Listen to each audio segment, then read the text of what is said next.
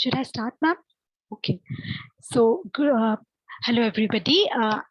I'm Kriti, and I'm going to present in front of you the topic Rajaswala Paricharya and puberty. See, these days, young girls have a lot of stress because of which the rhythm of their menstrual cycle gets disturbed. Periods coming too early, too late, overbleeding are all signs of disturbed rhythm. So, a lot happens inside a woman's body throughout her life. Right from the age of 12 till after the menopause, her body goes through massive anatomical and physiological changes.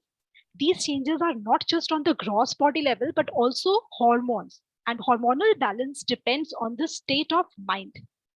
For this constant change, there has to be a consistent routine to keep the entire body healthy and fit. This consistent routine must go beyond the muscular skeletal requirement, aesthetics, and take the body as well as mind into consideration. For this can only be achieved by the regular practice of yoga and by following Rajaswala Paricharya. What exactly Rajaswala Paricharya is? Paricharya means the care, the code of conduct to be followed by Rajaswala, the menstruating woman. Heyam Dukkha Managatam. This is the verse which is there in Patanjali Yoga Sutra. It's in chapter 2, 16th verse.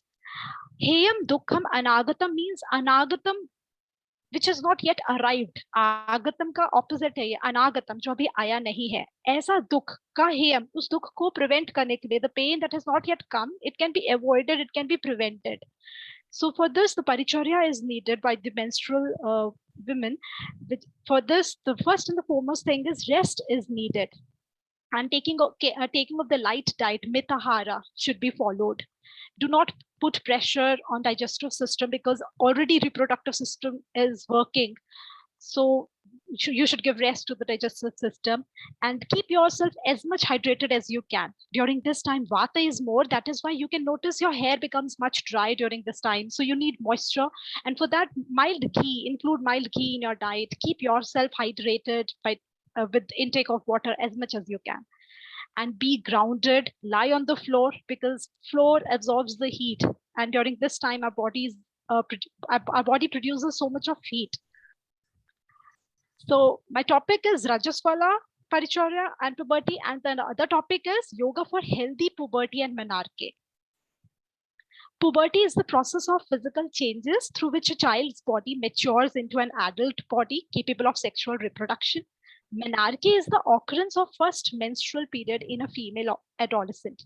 And menstruation is the monthly shedding of the functional layer of the uterine endometrial lining that occurs when ovulation is not followed by fertilization. Your first menstrual period is called menarche. It usually happens around age 12, but it is normal to start as early as age 9 or as late as age 15. Starting your period is a sign that you are growing up and becoming a woman. So periods is a blessing. Periods are when ovum comes to the fallopian tube and when there is no fertilization occurs, now the chum starts. It is the nature's process of preparing a girl for reproduction and future fertility. So how can yoga helps during the menstruation?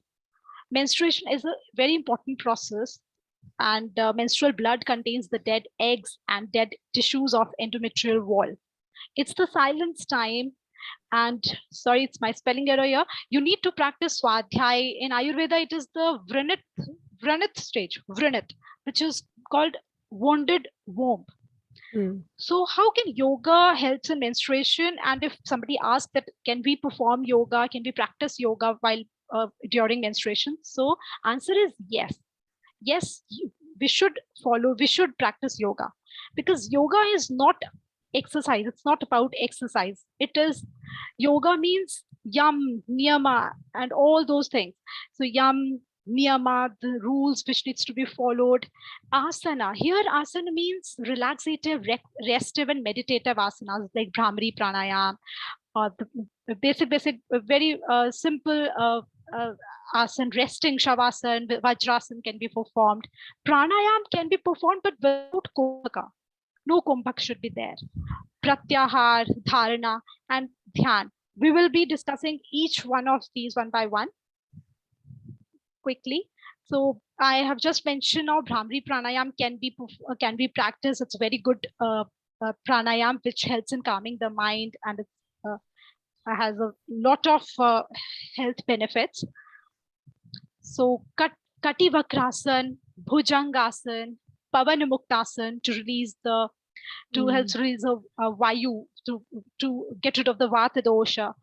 And apart from these, Shavasana, Makkarasan, Vajrasan, Omkar, Tratak, Veerasan, all these yoga asanas are very beneficial during menstruation.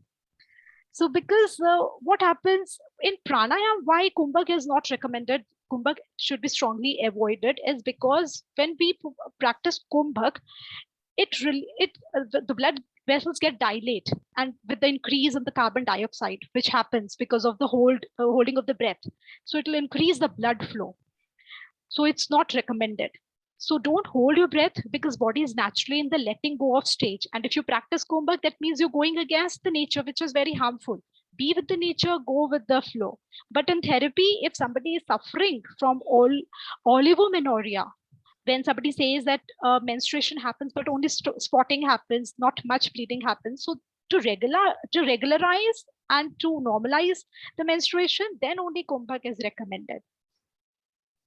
So yoga has effect on your physical body, mental state, emotional body, neuroendocrine system, HQ axis.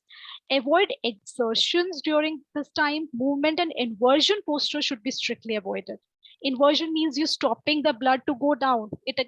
It's going against the nature. It will affect your brain, your muscle, and your body. Here you should follow some restraint. Now comes the pratyahar. Do not overuse your sense organs. Do not get attracted to external attractions. In Ayurvedic care of menstruating women, taking bath is restricted. Even seeing your husband, because your sense organs may get tempted to go near to him. Sexual intercourse is not recommended during menstruation.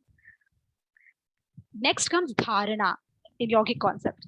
Here you need to hold your attention on the wounded womb. That mild pain happens in lower abdomen, sorry for this, HAPPENS, in lower abdomen, pelvic region, because it needs your attention. You need to pay attention on your reproductive system, the part which is wounded womb, which needs your attention. You need to focus on this. You need to acknowledge that pain. Swadhisthana dhyan needs to be performed. That dhyan, which I just mentioned again, dharana and dhyan is similar here. Dharana means to holding your attention here, and dhyan means you need to pay attention to acknowledge the pain. It is the training for you to tolerate the pain in future during pregnancy, the extreme pain that happens during the childbirth.